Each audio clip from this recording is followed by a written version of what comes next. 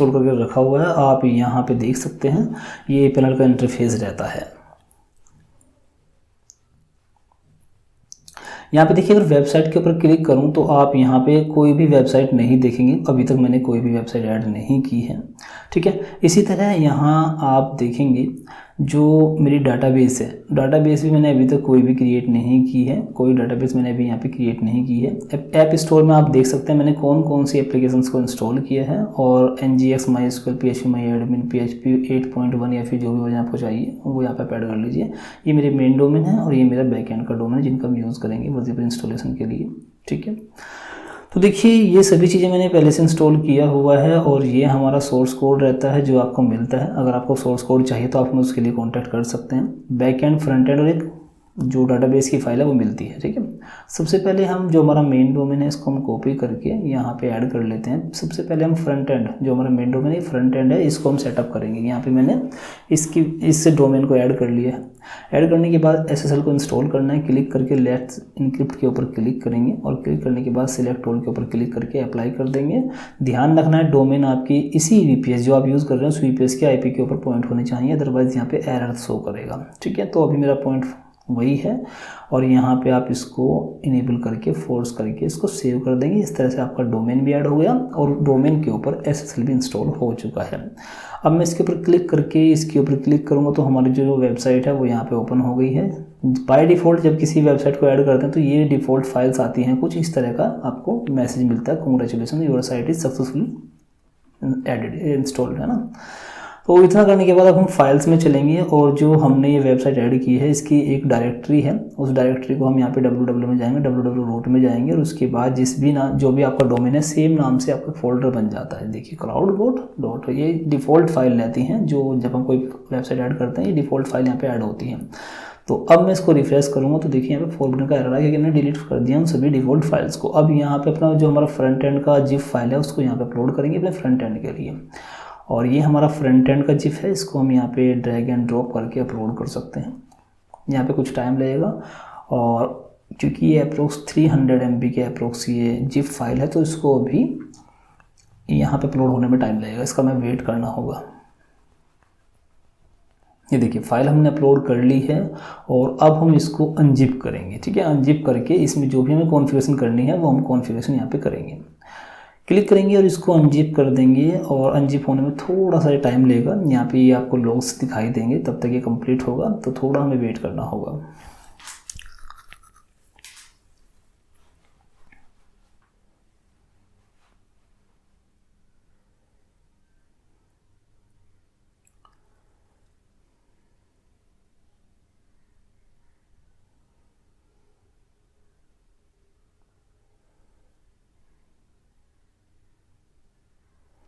ठीक है, ये हमारा एक्सट्रैक्ट हो चुका है फोल्डर और यहाँ पे हमें सबसे पहले देखिए मैं एक डुप्लीकेट टैब क्रिएट कर लेता हूँ जिसमें मैं एक फाइल्स कंट्रोल करूँगा, दूसरे में हम दूसरे कुछ और काम करते रहेंगे।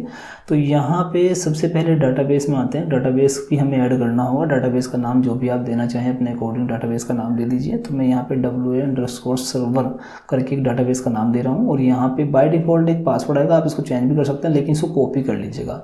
डाटाबेस का नाम, यूज़र नेम और पासवर्ड तीनों को कॉपी कर ले, इसको नोट डाउन कर लीजिए क्योंकि इनका यूज़ आगे आपको कई बार पड़ेगा तो इसलिए को नोट डाउन कर लीजिएगा। यहाँ पे मैंने डाटाबेस का यूज़र नेम था वो मैंने यहाँ पे डाल दिया और उसके बाद पासवर्ड क्या रखा मैंने डाटाबेस का वो इन्फॉर्मेशन मैंने यहाँ पे नोट करके रख ली है, ठीक है।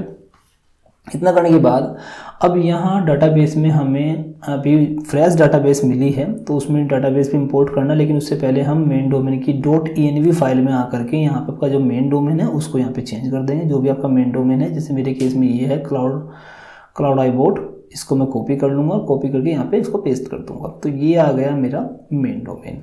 उसके बाद नीचे आएंगे तो यहाँ पे डाटाबेस की डिटेल है। डाटाबेस की डिटेल जो भी आपकी है वो यहाँ पे आपको डाल देंगे जो हमने भी नोट डाउन की थी। यहाँ पे पासवर्ड मेरा अलग है सिर्फ, लेकिन आपके केस में अगर डाटाबेस का नाम और यूज़र नेम भी अलग है तो आप उसको भी चेंज कर लीजिएगा, ठीक है। मैंने यहाँ पे डाटाबेस का जो पासवर्ड मैंने रखा था उसको मैंने यहाँ पे कॉपी पेस्ट कर दिया, ठीक। और उसके बाद इसको सेव कर लेंगे। सेव करने के बाद अभी देखिए हमने यहाँ पे डाटाबेस भी क्रिएट कर दिया है और हमने अपना जो और कॉन्फ़िगरेशन थी डाटाबेस कनेक्शन की या पेज डोमेन की वो भी कर दी है। बट यहाँ पे वूप्स आ रहा है। वूप्स इसलिए आ रहा है क्योंकि अभी तक हमने डाटाबेस में जो हमारी डाटाबेस की फ्रेश डाटाबेस फाइल थी उसको इंपोर्ट नहीं किया। उसके लिए हम यहाँ पे रूट पासवर्ड कॉपी करेंगे। कॉपी करने के बाद phpMyAdmin में एंट्री करेंगे। यहाँ पब्लिक एक्सेस के ऊपर क्लिक करके phpMyAdmin में चलेंगे। सेंड एनीवे के ऊपर क्लिक करेंगे। यहाँ पे हमें आपका जो यूज़र नेम है बाय डिफ़ॉल्ट रूट रहता है, आपके केस में अगर अलग है तो वो डालिए, और यहाँ पे आपने जो भी रूट पासवर्ड कॉपी किया वो डालिए और इसको गो कर दीजिए। अब हम यहाँ पे आप देखेंगे हम यहाँ पे आ चुके हैं phpMyAdmin में, और सेम नाम की जिस नाम से हमने डाटाबेस बनाई थी उस नाम से लेफ्ट साइड में आपको डाटाबेस दिखाई देगी। इसको क्लिक करके यहाँ इंपोर्ट के ऊपर क्लिक करेंगे और उस फाइल को यहाँ पे ड्रैग एंड ड्रॉप कर देंगे। ये देखिए फ्रेश डाटाबेस को ड्रैग एंड ड्रॉप कर देंगे और ये हमारी डाटाबेस यहाँ पे इंपोर्ट हो जाएगी। ठीक है, डाटाबेस सक्सेसफुल इंपोर्ट हो चुकी है और आप यहाँ पे देखेंगे WS सर्वर के ऊपर अगर मैं क्लिक करता हूँ तो आप यहाँ पे बहुत से टेबल्स अब देख रहे हैं। तो हमारा डाटाबेस भी यहाँ पे आ चुका है। अब मैं इसको रिफ्रेश करूँगा, कनेक्शन हमने पहले से बनाया हुआ है। ठीक है, और उसके बाद मैं अभी इसको क्लोज कर लेंगे।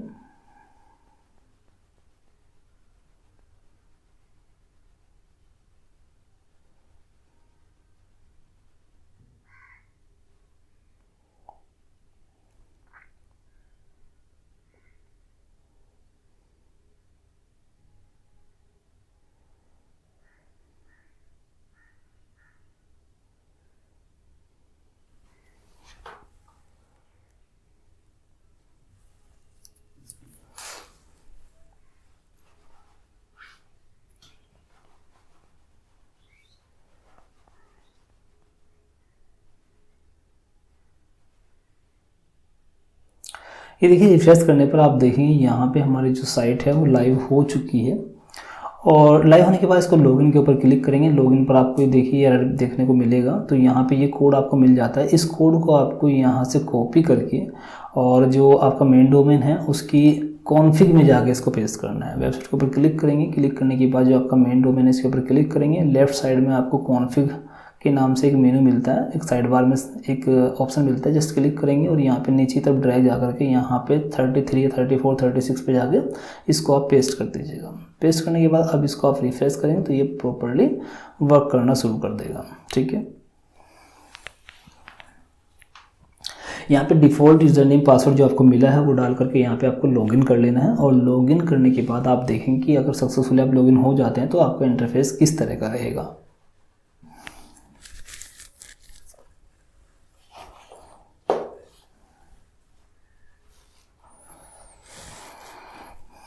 ये देखिए ये इसका इंटरफेस है और मैं इसको क्लोज करके यहाँ पे व्हाट्सएप के ऊपर अगर मैं ऐड अकाउंट के ऊपर क्लिक करूँगा तो यहाँ पे अकाउंट ऐड नहीं होगा, क्योंकि जो यहाँ पे QR कोड आता है वो बैकएंड के Node.js एप्लीकेशन से आता है। अभी हमने जो कनेक्ट नहीं किया, ना ही हमने उसको सेटअप किया है। तो सबसे पहले हम जो बैकएंड का हमने एक सब डोमेन क्रिएट किया हुआ है उसको भी यहाँ पे ऐड करते हैं, और उसके बाद जब हम Node.js यहाँ पे सेटअप कर लेंगे उसको फ्रंट एंड से कनेक्ट करेंगे। ठीक है, ऐड वेबसाइट के ऊपर क्लिक करेंगे। जो हमारा बैकएंड डोमेन हमने बनाया है server.cloudibot, इसको हम कॉपी कर लेंगे। कॉपी करके यहाँ पे पेस्ट करेंगे और इसको कंफर्म कर देंगे। ठीक है, इतना करने के बाद देखिए यहाँ पे हमारा सर्वर जो बैकएंड है वो इंस्टॉल हो चुका है। अब यहाँ पे लेट्स इनक्रिप्ट के ऊपर क्लिक करके हम यहाँ पे SSL भी इस डोमेन के ऊपर इंस्टॉल कर लेंगे।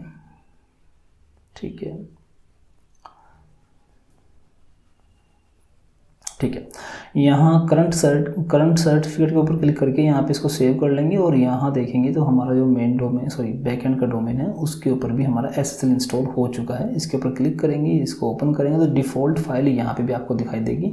लेकिन ध्यान रखना है, जैसे हमने फ्रंट एंड के केस में जो मेन डोमेन था उसकी डायरेक्टरी में हमने फाइल्स को अपलोड किया था, लेकिन जो बैकएंड का जो हमारा डोमेन है ये, इस पर हमें रूट डायरेक्टरी में जो डोमेन की रूट डायरेक्टरी है उसके अंदर फाइल को अपलोड नहीं करना, बल्कि इसको हमें VPS सर्वर जो हमारा है उसके रूट डायरेक्टरी में फाइल क्रिएट करनी है। ठीक है, तो हमें यहाँ इस केस में क्या करना होगा, जो हमारे VPS की रूट है, VPS के रूट में जाएंगे और रूट फोल्डर में जा करके एक फ़ोल्डर क्रिएट करेंगे जिसमें हम इस सब डोमेन जो हमारा सर्वर वाला डोमेन है इसको ऐड करके तब इसको रन करेंगे। ठीक है, तो रूट डायरेक्टरी में हम यहाँ पे आते हैं और उसके बाद रूट फोल्डर में जाएंगे, क्योंकि देखिए ये जो है Node.js एप्लीकेशन है ये रूट VPS के रूट पे ही काम करता है। WS सर्वर के नाम से एक फ़ोल्डर मेरे पास में यहाँ पे मुझे क्रिएट कर लेना है। अगर आपका पहले से है तो आप उसको यहाँ पे मत क्रिएट करिए, उसके अंदर ब्लैंक होना चाहिए सब कुछ। लेकिन मेरे केस में इसको पहले वाला मैंने डिलीट कर दिया और एक नया फोल्डर यहाँ पे WS सर्वर करके बनाया है, और यहाँ पे मैं जो हमारा बैकएंड है इसको मैं यहाँ पे अपलोड करूँगा। ठीक है, तो जिप फाइल को अपलोड करते हैं, कुछ टाइम यहाँ पे लगने वाला है। 55 MB के अप्रोक्स बैकएंड है। ठीक है,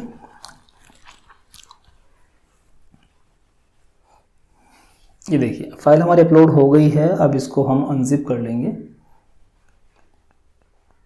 ठीक है, अनजिप करने के बाद यहाँ पे एक फ़ाइल आपको मिलती है config.js।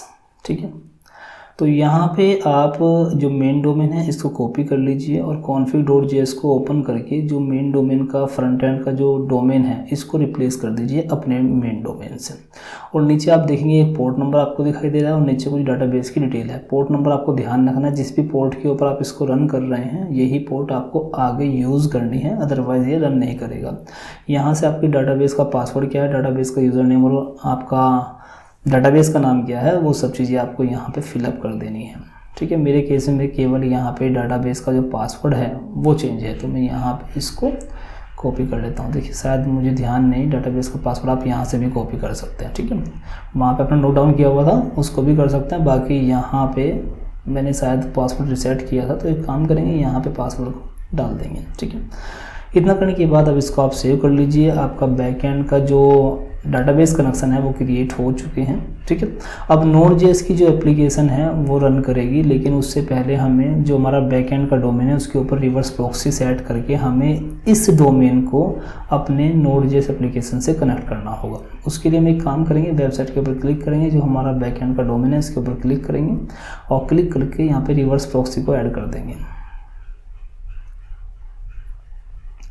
यहाँ पे ऐड रिवर्स प्रॉक्सी करेंगे और यहाँ पे प्रॉक्सी का नाम जो भी आप देना चाहें अपने अकॉर्डिंग, और यहाँ पे इसको एडवांस फीचर को इनेबल कर देंगे। यहाँ पे आपको देखिए ध्यान रखना है लोकल होस्ट का IP और प्लस यहाँ पे वही पोर्ट जो आपने वहाँ पे सेट की थी, पोर्ट नंबर वही डालना, कंफर्म कर देना है।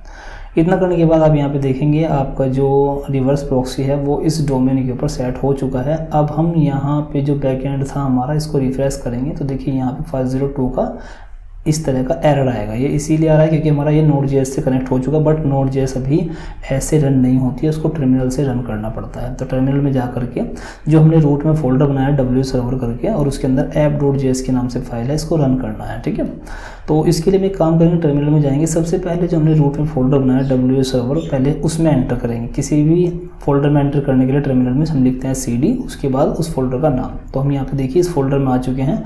PM2 की हेल्प से हम यहाँ पे स्टार्ट करेंगे। उसके अंदर एक फाइल है app.js जो एक Node.js की एंट्री पॉइंट होती है।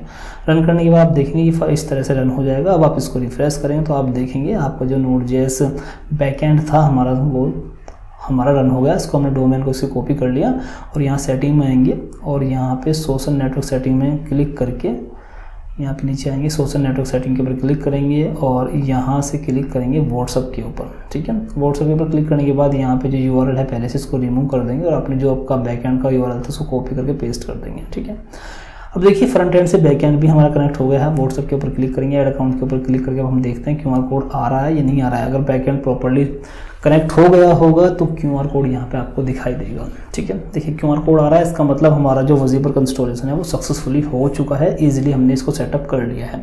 अगर आपको वजीपर के कोड की नीड है तो आप हमें कांटेक्ट कर सकते हैं, या वजीपर में कोई बग आपको आ रहा है तो उसको सोल्यूशन के लिए भी आप हमें कांटेक्ट कर सकते हैं, या इंस्टॉलेशन गाइड चाहिए आपको तो उसके लिए भी आप हमें कांटेक्ट कर सकते हैं। कांटेक्ट नंबर हमारा स्क्रीन पर शो हो रहा है। ये देखिए मैंने स्कैन करके अपने अकाउंट को यहाँ पे लॉगिन कर लिया है। ठीक है, तो इस तरह से आप सेटअप कर सकते हैं वजीपर को जस्ट 10 से 15 मिनट के अंदर अंदर।